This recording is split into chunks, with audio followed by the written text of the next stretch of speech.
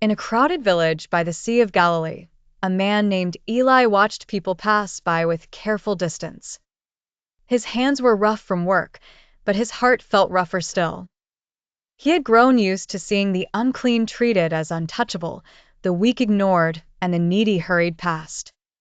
He wondered if God's love was strong enough to reach someone like him. One afternoon, Eli heard that Jesus had entered the town. The streets filled quickly. Some came hoping for healing, others for teaching, and others simply to see the one everyone was talking about. Eli kept to the edge, unwilling to be noticed. Then he saw a leper approaching from far off. The crowd recoiled. People stepped back as if his suffering were contagious beyond the skin. But Jesus did not step away. He moved toward the man, looked at him with mercy, and touched him. At once the leper was restored.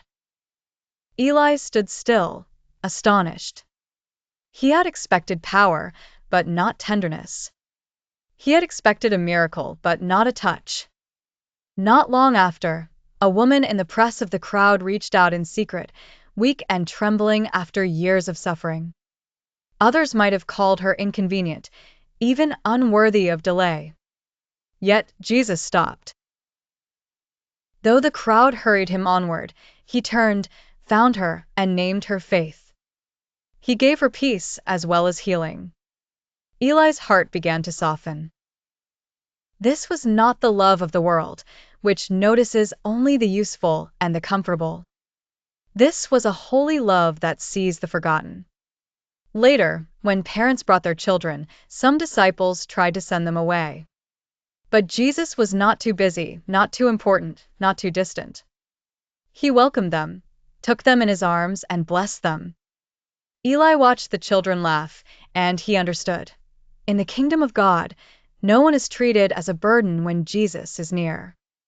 At last, Eli gathered courage and listened when Jesus taught. He heard that the greatest commands are to love the Lord with all the heart, soul, mind, and strength, and to love one's neighbor as oneself. Eli realized that Jesus was not only telling people what love means,